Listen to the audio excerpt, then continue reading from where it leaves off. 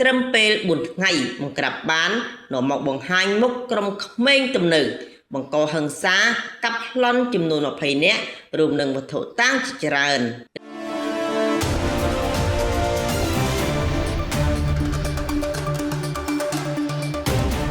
រាជធានីភ្នំពេញជនសង្ស័យជាក្រុមក្មេងទំនើបបង្កហិង្សានិងកាប់ប្លន់ចំនួន20នាក់រួមនឹងវត្ថុតាំងកំបិតតាំងតោដាវនិងដុំថ្មជាច្រើនត្រូវបានកម្លាំងនគរបាលព្រហ្មទណ្ឌកម្រិតស្រាលនៃស្នងការដ្ឋាននគរបាលរាជធានីភ្នំពេញបង្ហាញមុខជាសាធារណៈកាលពីម៉ោង8ព្រឹកថ្ងៃទី17ខែវិច្ឆិកាឆ្នាំ2025បន្ទាប់ពីស្រាវជ្រាវឃាត់ខ្លួនជាបន្តបន្ទាប់នៅក្នុងរយៈពេល4ថ្ងៃលោកវិរៈសេនីយ៍ឯកមុំសាវ័ននាយកការិយាល័យនគរបាលព្រហ្មទណ្ឌកម្រិតស្រាលនៃស្នងការនគរបាលរាជធានីភ្នំពេញបានឲ្យដឹងថាដោយអនុវត្តតាមអនុសាសន៍ដឹកនាំដ៏ពពោះរបស់នាយឧត្តមសេនីយ៍សថេតអគ្គស្នងការនគរបាលជាតិនិងអនុវត្តតាមបទបញ្ជាផ្ទាល់ពីលោកឧត្តមសេនីយ៍ឯកជុននរិនអគ្គស្នងការរងនិងជាស្នងការនគរបាលរាជធានីភ្នំពេញនិងមានការដឹកនាំបញ្ជាផ្ទាល់ពីលោកឧត្តមសេនីយ៍ត្រីប៊ុនសច្ចាការរងទទួលផែនការងារព្រហ្មទណ្ឌកម្លាំងនគរបាលការិយាល័យព្រហ្មទណ្ឌកម្រិតស្រាលសហការជាមួយនៅតាមបណ្ដាខណ្ឌនានាស្រាវជ្រាវហើយឈានទៅបង្ក្រាបបានក្រុមក្មេងទំនើងជាបន្តបន្ទាប់ចាប់ពីថ្ងៃទី13រហូតដល់ថ្ងៃទី16ខែវិច្ឆិកាឆ្នាំ2025ដោយស្រាវជ្រាវឃាត់ខ្លួនជនសង្ស័យសរុបចំនួន20នាក់ស្រី1នាក់លោកវិរៈសេនីយ៍ឯកមុំសាវ័នបានឲ្យដឹងទៀតថាជនសង្ស័យរូបនោះបានប្រព្រឹត្តបទល្មើស3ករណីផ្សេងគ្នាដូចខាងក្រោមទី1ករណីបង្កហិង្សាដោយចេតនាប្រព្រឹត្តនៅចំណុចបន្ទប់ទឹកមាត់ទន្លេក្នុងកោះពេជ្រផ្លូវផ្សាររាត្រីក្រុម78ភូមិ14សង្កាត់ទន្លេបាសាក់ខណ្ឌចំការមនរាជធានីភ្នំពេញកាលពីថ្ងៃទី8ខែវិច្ឆិកាឆ្នាំ2025វេលាម៉ោង1:30នាទីក្រុមក្មេងទំនើបឈ្មោះបឹងត្របែក BTB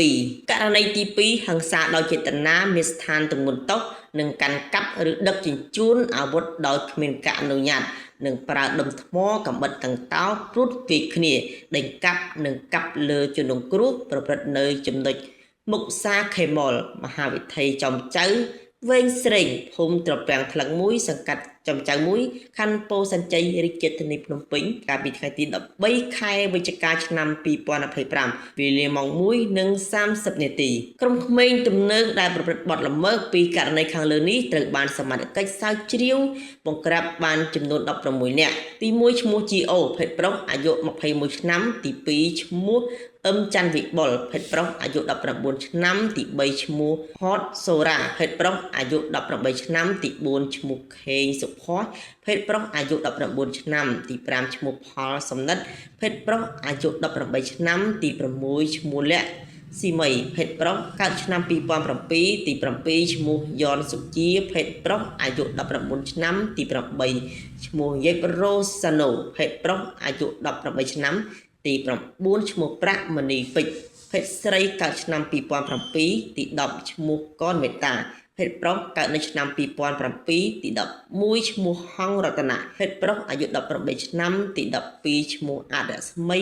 ភេទប្រុសអាយុ18ឆ្នាំទី13ឈ្មោះពៅពិសី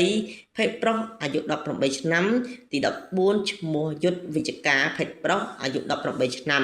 ទី